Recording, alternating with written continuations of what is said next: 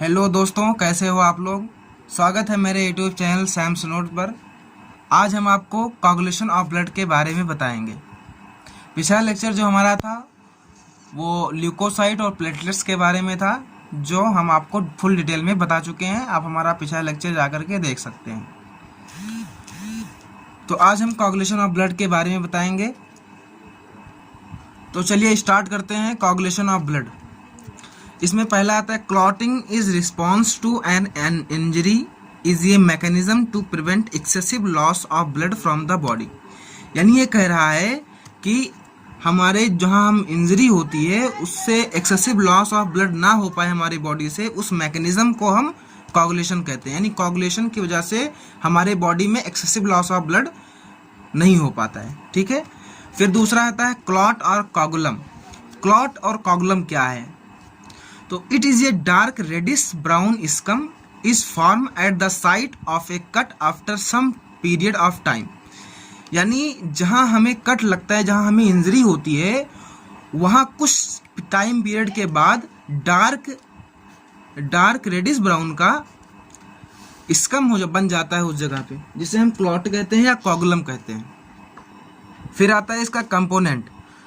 तो कंपोनेंट का मतलब होता है कि इसमें कौन कौन से चीज़ें मिलकर के जो है बनता है। तो इसमें mainly made up of network of fibrin, यानी फाइब्रिन का नेटवर्क होता है, इसे हम प्रोटीन थ्रेड कहते हैं। उसी को हम प्रोटीन थ्रेड भी कहते हैं। ठीक है। यानी प्रोटीन का एक धागा होता है जिसे हम फाइब्रिन कहते हैं। तो नेटवर्क ऑफ फाइब्रिन मेनली होता है इसमें, और plus dead and damaged form element for blood trap in it.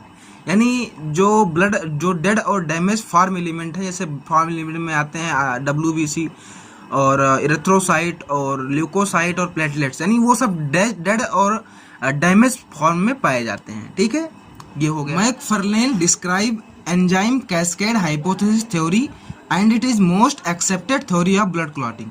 यानी मैकफर्लेन एक साइंटिस्ट है, उन्होंने डिस्क्राइब किया था कैस्केड हाइपोथेसिस या theory, and it is most accepted theory of blood clotting. यानी ब्लड क्लॉटिंग का सबसे एक्सेप्टेड, मोस्ट एक्सेप्टेड थ्योरी जो है यही है। इसमें मैकफर्नेल ने फैक्टर के बारे में बात किया था कि इसमें एंजाइम एक थ्योरी दिया था जिसे हम कैस्केड हाइपोथेसिस या थ्योरी कहते हैं। अब बात करते हैं मैकेनिज्म ऑफ क्लॉटिंग, यानी क्लॉटिंग कैसे होती है, उसका क्या मैकेनिज्म है। तो इसके लिए सबसे पहले प्रोथ्रोम्बिन इनएक्टिव फॉर्म में पाया जाता है, प्लाज्मा में पाया जाता है।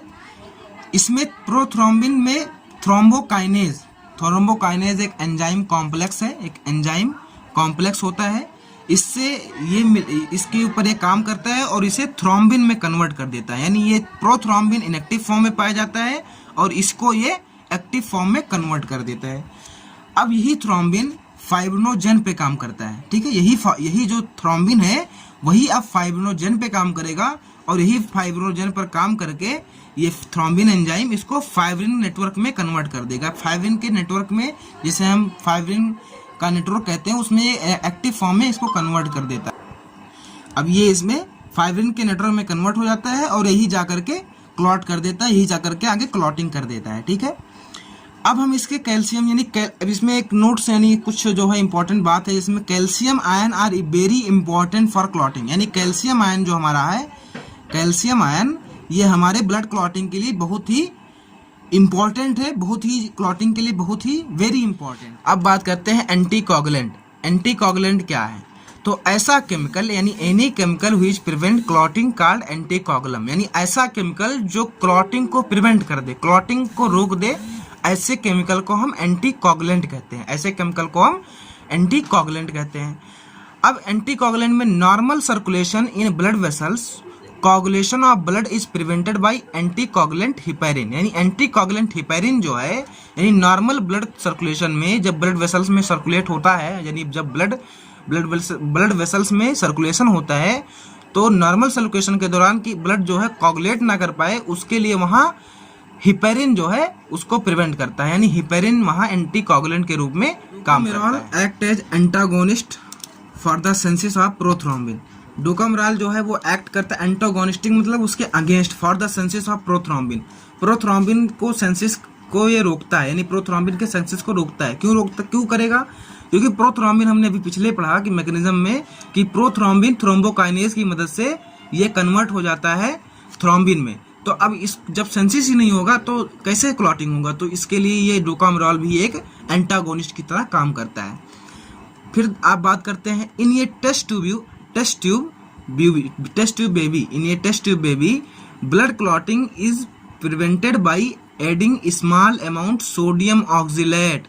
सोडियम ऑक्जिलेट का कुछ अमाउंट टेस्ट ट्यूब बेबी में डाल देते हैं जिससे वहां ब्लड क्लॉट नहीं करता, क्योंकि देखो जो टेस्ट ट्यूब बेबी होता है उसमें भी कुछ मात्रा में ब्लड पाए जाते हैं। तो जब ब्लड पाया जाएगा तो ब्लड क्लॉट करना चाहिए। अब तो ब्लड जब क्लॉट कर जाएगा तो फिर टेस्ट ट्यूब बेबी कैसे बनेगा?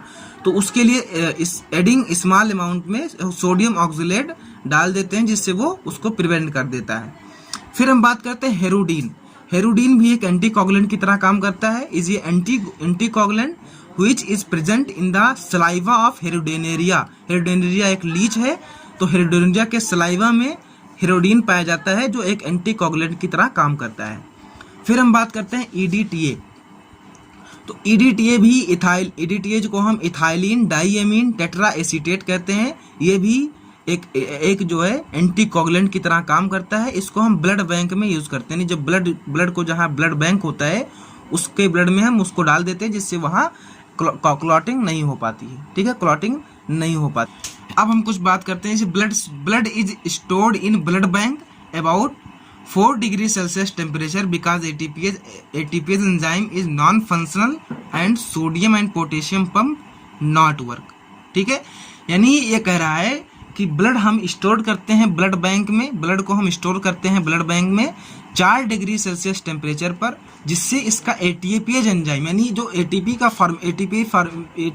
फॉर्मेशन का जो एटीपीएज एंजाइम पाया जाता है वो नॉन फंक्शनल हो जाता है।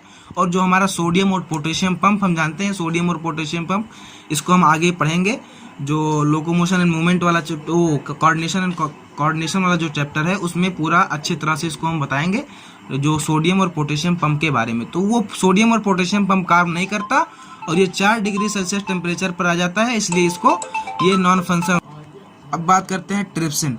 तो trypsin is a predator digest plasma protein in prevent blood clotting. Trypsin जो है वो एंटीकोगुलेंट की तरह काम करता है। तो ये कैसे काम करता है? तो ये प्रीडेटर है, यानी इसको डाइजेस्ट प्लाज्मा को डाइजेस्ट कर लेता है, इसलिए प्लाज्मा प्रोटीन को डाइजेस्ट कर लेगा, इसलिए ये ब्लड क्लॉटिंग को प्रिवेंट कर देता है। अब हम बात करते हैं क्लॉट बस्टर। तो क्लॉट बस्टर जो होता है वो स्ट्रेप्टोकाइनेज की यानी एक एंजाइम की मदद से होता है। और TPA tissue plasminogen activator is commonly known as clot buster. इसी को हम क्लॉट बस्टर कहते हैं, यानी स्ट्रेप्टोकाइनेज या टीपीओ को हम क्लॉट बस्टर कहते हैं, क्योंकि because it convert plasminogen to plasmin, यानी प्लाज्मिनोजन को प्लाज्मिन में कन्वर्ट कर देता है। ये इनएक्टिव फॉर्म है, और इसको ये एक्टिव कर देता है। तो ये जो प्लाज्मिन है ये एक एंटीकोगुलेंट की तरह काम करता है। कहाँ? हमारी यूट्रस में। ये जो यूट्रस होता है उसमें जो ब्लड होते हैं वो क्लॉट ना करें, उसके क्लॉट करने यानी वो क्लॉट कर जाएंगे तो उसके क्लॉट ना करें, इसीलिए जो है वहाँ प्लाज्मिन होता है। तो ये जो टीपीए और स्ट्रेप्टोकाइनेज एंजाइम होता है ये प्लाज्मिनोजन को प्लाज्मिन में कन्वर्ट कर देता है, और प्लाज्मिन एक एंटीकोगुलेंट है, इसी वजह से यहाँ क्लॉटिंग नहीं हो पाएगा और एक प्लाज्मिन एक एंटीकोगुलेंट के रूप में यहाँ। और हमारे चैनल को सब्सक्राइब जरूर कर लीजिए जिससे आने वाला वीडियो आपको आसानी से मिल सके।